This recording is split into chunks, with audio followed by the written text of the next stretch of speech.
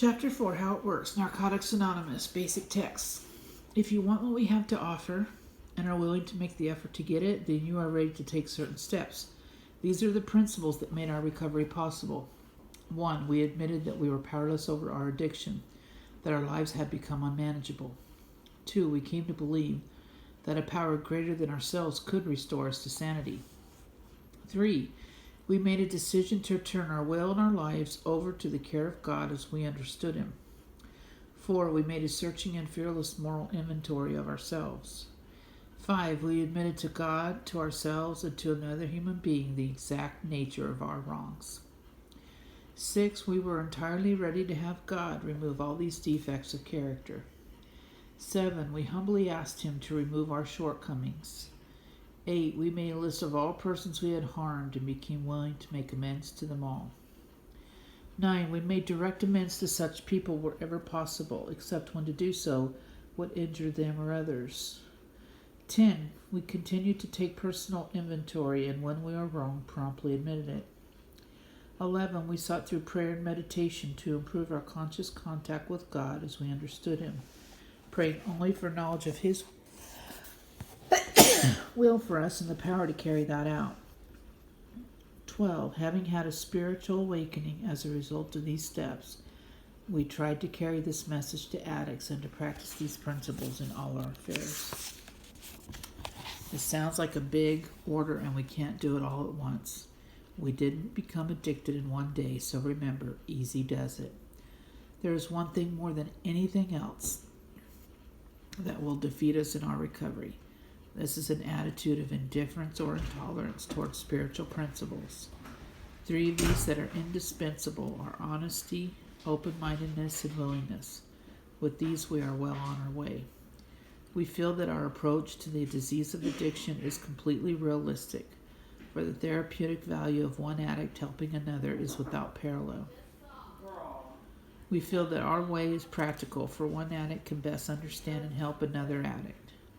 We believe that the sooner we face our problems within our society and everyday living, just that much faster do we become acceptable, responsible, and productive members of that society. The only way to keep from returning to active addiction is to not take that first drug. If you are like us, you know that 1 is too many and 1,000 never enough. We put great emphasis on this, for we know that when we use drugs in any form, or substitute one for another, we release our addiction all over again. Thinking of alcohol as different from other drugs has caused a great many addicts to relapse. Before we came to NA, many of us viewed alcohol separately, but we cannot afford to be confused about this. Alcohol is a drug. We are people with the disease of addiction who must abstain from all drugs in order to recover. These are some of the questions we have asked ourselves. Are we sure we want to stop using? Do we understand that we have no real control over drugs? Do we recognize that in the long run we didn't use drugs, they used us? Did jails and institutions take over the management of our lives at different times? Do we fully accept the fact that our every attempt to stop using or to control our using failed? Do we know that our addiction changed us into someone we didn't want to be, dishonest, deceitful, self-willed people at odds with ourselves and our fellow man? Do we really believe that we have failed as drug users? When we were using, reality became so painful that oblivion was preferable. We tried to keep other people from knowing about our pain. We isolated ourselves and lived in prisons that we built with loneliness. Through this desperation, we sought help in Narcotics Anonymous. When we come to NA, we are physically, mentally, and spiritually bankrupt. We have hurt so long that we are willing to go to any length to stay clean. Our only hope is to live by the example of those who have faced our dilemma and have found a way out. Regardless of who we are, where we came from, or what we have done, we are accepted in NA. Our addiction gives us a common ground for understanding one another. As a result of attending a few meetings, we begin to feel like we finally belong somewhere. It is in these meetings that we are introduced to the 12 steps of Narcotics Anonymous. We learn to work the 12 steps in the order that they are written and to use them on a daily basis. The steps are our solution. They are our survival kit. They are our defense against addiction, which is a deadly disease. Our steps are the principles that make our recovery possible. Step 1. We admitted that we were powerless over our addiction, that our lives had become unmanageable. It doesn't matter what or how much we used.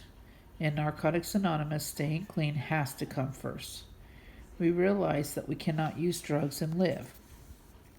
When we admit our powerlessness and our inability to manage our own lives, we open the door to recovery, and no one could convince us that we were addicts.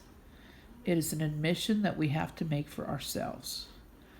When some of us have doubts, we ask ourselves this question: can I control my use in any form of mind or mood-altering chemicals? Most addicts will see that control is impossible the moment it is suggested. Whatever the outcome, we find that we cannot control our using for any length of time. This would clearly suggest that an addict has no control over drugs. Powerlessness means using drugs against our will.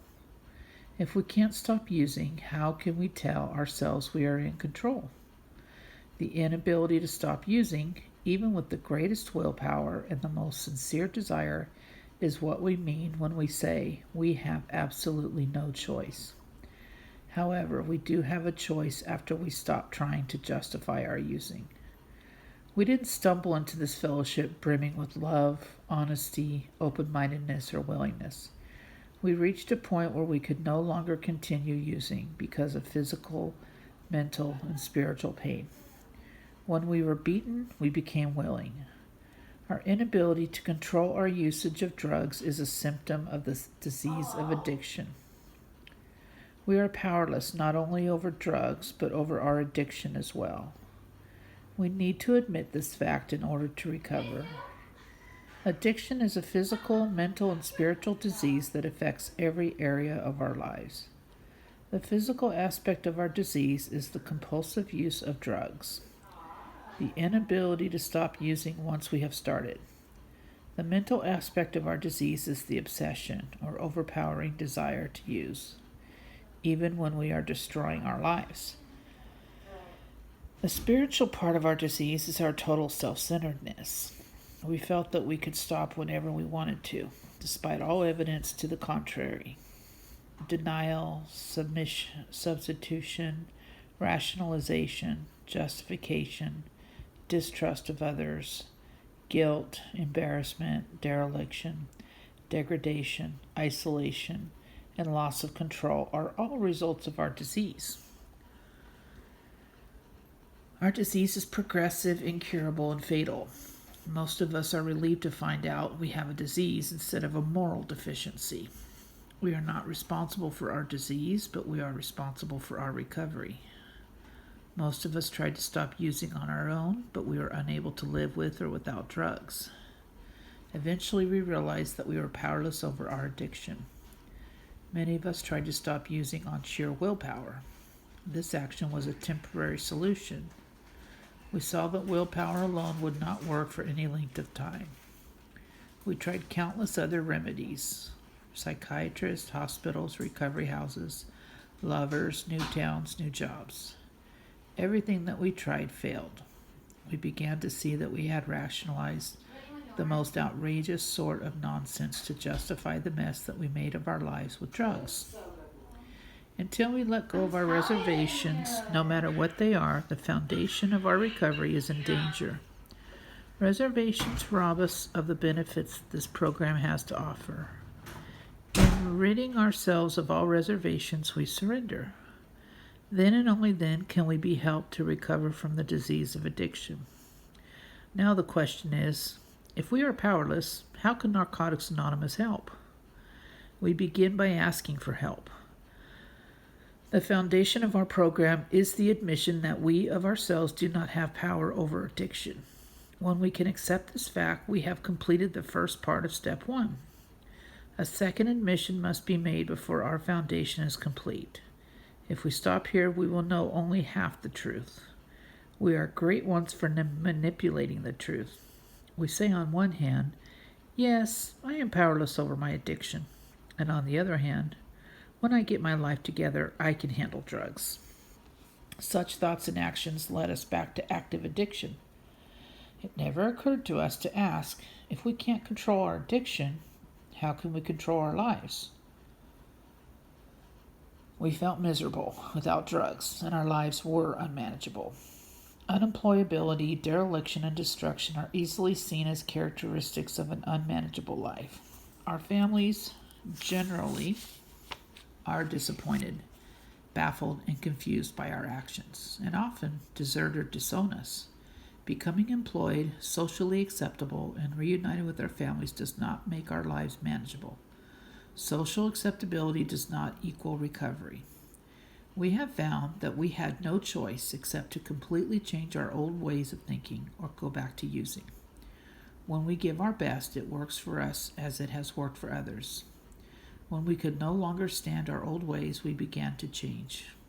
From that point forward, we began to see that every clean day is a successful day, no matter what happens. Surrender means not having to fight anymore. We accept our addiction and life the way it is. We become willing to do whatever is necessary to stay clean, even the things we don't like doing. Until we took step one, we were full of fear and doubt. At this point, many of us felt lost and confused. We felt different. Upon working this step, we affirmed our surrender to the principles of NA. Only after surrender are we able to overcome the alienation of addiction. Help for addicts begins only when we are able to admit complete defeat. This can be frightening, but it is the foundation on which we built our lives. Step one means that we do not have to use, and this is a great freedom. It took a while for some of us to realize that our lives had become unmanageable. For others, the unmanageability of their lives was the only thing that was clear. We knew in our hearts that drugs had the power to change us into someone that we didn't want to be. Being clean and working this step, we are released from our chains. However, none of the steps work by magic. We do not just say the words of the step. We learn to live them. We see for ourselves that the program has something to offer us. We have found hope. We can learn to function in the world in which we live. We can find meaning and purpose in life and be rescued from insanity, depravity, and death. When we admit our powerlessness and inability to manage our own lives, we open the door for a power greater than ourselves to help us. It is not where we were that counts, but where we are going.